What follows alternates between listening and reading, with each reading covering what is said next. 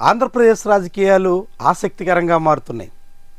2024లో ఏకపక్ష విజయం దక్కించుకున్న కూటమి ఏడాదిన్నరకే డేలా పడిపోతుంది. వరుసగా జరుగుతున్న పరిణామాలు చూస్తుంటే కూటమి నాయకత్వం తీవ్రంగా కలత చెందుతున్నట్టు కనిపిస్తుంది. అనేక రకాలుగా డిఫెన్స్ మోడ్లో కూరుకుపోయినట్టు భావించాల్సి ఉంటుంది. రెండో వైపు విపక్ష హోదా కూడా దక్కని వైఎస్ఆర్సీపీ దూకుడు ప్రదర్శిస్తోంది. వైఎస్ఆర్సీపీ అన్నింటా ఆధిక్యతను చాటుతోంది. సైకలాజికల్గా కూటమి పక్షాల మీద పైచేయి సాధిస్తోంది. అందుకు లేటెస్ట్ ఎగ్జాంపుల్ పీపీపీ మెడికల్ కాలేజీలు. పీపీపీ మెడికల్ కాలేజీలే ఆంధ్రప్రదేశ్ అభివృద్ధికి తార్కాణాలు, అవి మాత్రమే మెడికల్ విద్యలో సోపానాలు అన్నట్టుగా కూటమి చెప్పుకొచ్చింది. చంద్రబాబు నాయుడు, పవన్ కళ్యాణ్, బీజేపీ నాయకత్వం అందరూ పీపీపీఏ మెరుగైనటువంటి విధానం అంటూ చెప్పుకొచ్చారు.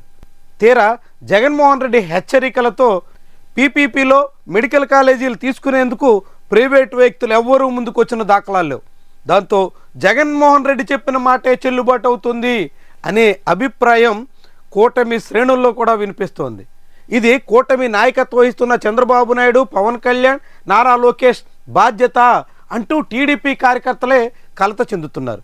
జగన్మోహన్ రెడ్డి హెచ్చరిస్తుంటే మిన్నకుండి కనీసం కూడా కౌంటర్ ఇవ్వలేక జగన్మోహన్ రెడ్డి మాటే చెల్లుబాటు అయ్యేలా చేయడంలో ఈ నేతలంతా కీలకమైన పాత్రధారులుగా ఉన్నారు అంటూ కూటమి శ్రేణులే మండిపడుతున్నాయి. అంటే ఎలాంటి రీతిలో రాజకీయ పరిణామాలు ఉన్నాయో ఇదొక ఉదాహరణ. ఇదొక్కటే కాదు, ఇటీవల కాలంలో జరుగుతున్నటువంటి అనేక అంశాల్లో ఈ విషయాన్ని తేటతెల్లం చేస్తున్నాయి. చివరికి చంద్రబాబు నాయుడే తాము చేస్తున్న వ్యవహారాలు, తమ ప్రభుత్వ కార్యకలాపాలు జనానికి రుచించడం లేదు, జనం ఎవరికి నచ్చడం లేదు అంటూ కలెక్టర్ల సమావేశంలో అంగీకరించాల్సిన పరిస్థితి వచ్చేసింది.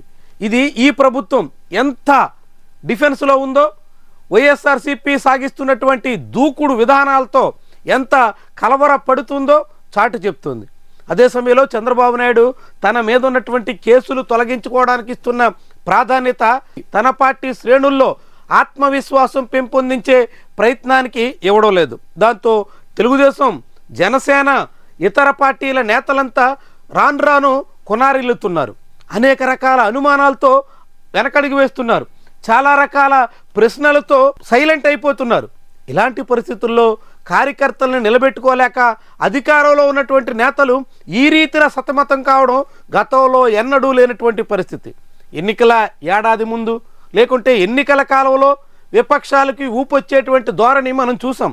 2023 వరకు తెలుగుదేశం పార్టీ ఏ పార్టీ కార్యకలాపాలు సాగించిందో మనం అంతా కళ్ళారా చూసాం. కేవలం అమరావతి పేరుతో రాజధాని ప్రాంత రైతులు తమ భూముల కోసం చేసిన ఆందోళన మినహా రాష్ట్రంలో ఎక్కడ ఎటువంటి కార్యాచరణ కూడా పూనుకోలేని పరిస్థితి అప్పట్లో తెలుగుదేశం పార్టీది.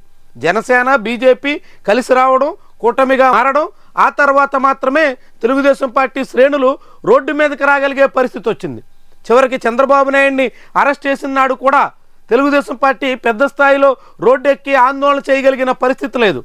ఆ పార్టీ ఆఫీసు మీద దాడి జరిగిన ఏ విధంగానూ ప్రతిఘటించలేనటువంటి పరిస్థితుల్లో టీడీపీ ఉండిపోయింది. ఇట్లా అనేక రకాల అవరోధాలు ఆ పార్టీ ఎదుర్కొని ఆఖరిలో నిలబడగలిగింది, అది విజయాన్ని సాధించగలిగింది, మళ్ళీ అధికారం సంపాదించింది. అదంతా ఒక భాగం అయితే, ముఖ్యంగా అధికారం దక్కిన తర్వాత ఏడాదిన్నరకే ఎంతగా డీలా పడిపోవడం వెనుక కారణాలేంటి, చంద్రబాబు పాలనలో వైఫల్యానికి మూలాలేంటి అన్నది టీడీపీ నాయకత్వం ఎప్పటికీ సరిచేసుకోగలిగే పరిస్థితుల్లో లేదు.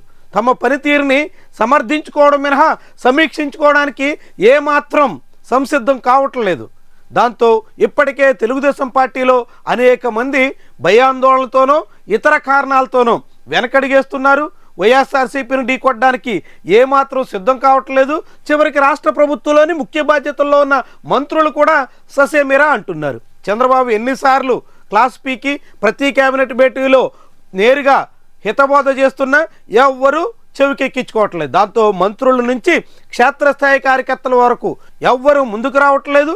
వైఎస్ఆర్సీపీని ఢీకొట్టాలంటే పలు రకాలుగా ఆలోచించాల్సిన పరిస్థితుల్లోకి వచ్చేసారు. అంటే కూటమి ప్రభుత్వం ఎంత డిఫెన్స్లో పడిపోయిందో, ఎలాంటి ఆత్మ న్యూన్యతా భావంతో సాగుతుందో తేట తెల్లం చేస్తుంది. ఇది వైఎస్ఆర్సీపీకి చాలా పెద్ద స్థాయిలో ఉత్సాహాన్ని ఇస్తుంది. పీపీపీలో బిడ్లు వేయడానికి కూడా కాంట్రాక్ట్ సంస్థలు రాలేదంటే జగన్మోహన్ రెడ్డి ఎఫెక్ట్ ఎంత ఉందో అనే అభిప్రాయం బలంగా వినిపిస్తోంది. మెడికల్ ఎడ్యుకేషన్లో ఉన్నటువంటి బడా సంస్థలన్నీ చంద్రబాబు అనుకూలురే, అయినప్పటికీ వాళ్ళు ముందుకు రావడానికి కూడా జంకుతున్నారంటే వైఎస్ జగన్మోహన్ రెడ్డి హెచ్చరికల ప్రభావం ఎంత తీవ్ర స్థాయిలో ఉందో తేట తెల్లం చేస్తుంది. ఇప్పుడు ఆంధ్రప్రదేశ్లో మెడికల్ కాలేజ్ నడుపుతున్న ఎన్ఆర్ఐ దగ్గర నుంచి జిఎస్ఎల్ వరకు అన్ని మెడికల్ కాలేజీల్లోనూ తెలుగుదేశం పార్టీ నాయకత్వానికి సంబంధించిన కమ్మ కులస్తులు ఉన్నారు. వాళ్ళ హవా నడుస్తుంది. ప్రైవేటు మెడికల్ కాలేజీల దందా పెత్తనం అంతా వాళ్ళ కనుసన్నల్లో నడుస్తోంది.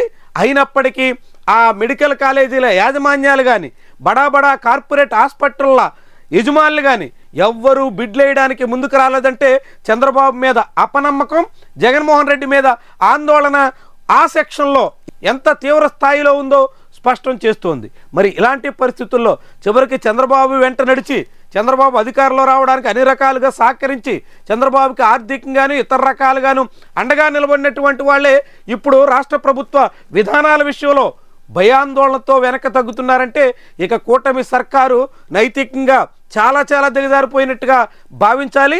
ఆ పార్టీ శ్రేణుల్లో ఆత్మవిశ్వాసం పూర్తిగా సన్నగిల్లుతున్నట్టుగా చెప్పాల్సి ఉంటుంది. ఇది కూటమికి రాబోయే రోజుల్లో చాలా పెద్ద సమస్యలు తీసుకొచ్చే వ్యవహారంగా మారబోతుంది అనే అంశాన్ని కూడా గుర్తెరగాలి. ఇది బిడ్లు రాలేదన్న విషయం తెలిసినప్పటికీ ప్రభుత్వ పెద్దలు ఈ అంశం మీద కనీసం తన పార్టీ శ్రేణులకైనా నచ్చజెప్పే రీతిలో ఇప్పటి వరకు ఒక్క స్టేట్మెంట్ కూడా ఇవ్వలేకపోయారు. వైద్య ఆరోగ్య శాఖ మంత్రి కూడా స్పందించలేకపోయారు. ముఖ్యమంత్రి నారా లోకేష్ లాంటి వాళ్ళు ఎక్స్లో రెగ్యులర్గా ట్వీట్ చేసే పవన్ కళ్యాణ్ లాంటి వాళ్ళు కూడా ఈ పీపీపీ విషయంలో లోపం జరిగినటువంటి దానికి కారణాలేంటి, విపక్ష బాధ్యత ఎంత, ఇలాంటి అంశాల మీద కూడా స్పందించడానికి సిద్ధం కాలేకపోయారు. అంటే ఈ విషయంలో ప్రభుత్వానికి ఎంతగా తల బొప్పి కొట్టిందో తేట తెల్లం చేస్తోంది. పీపీపీ విషయంలో కూటమి పూర్తిగా మునిగిపోయినట్టు అంచనా వేయాల్సి ఉంటుంది. దీని నుంచి కోలుకుని మళ్ళీ ఒకటో రెండో కాలేజీలు ఎవరికో కట్టబెట్టే ప్రయత్నం చేసినప్పటికీ తాజాగా జరిగినటువంటి డ్యామేజ్ ప్రభావం చాలా ఎక్కువ ఉంటుందని మాత్రం చెప్పొచ్చు.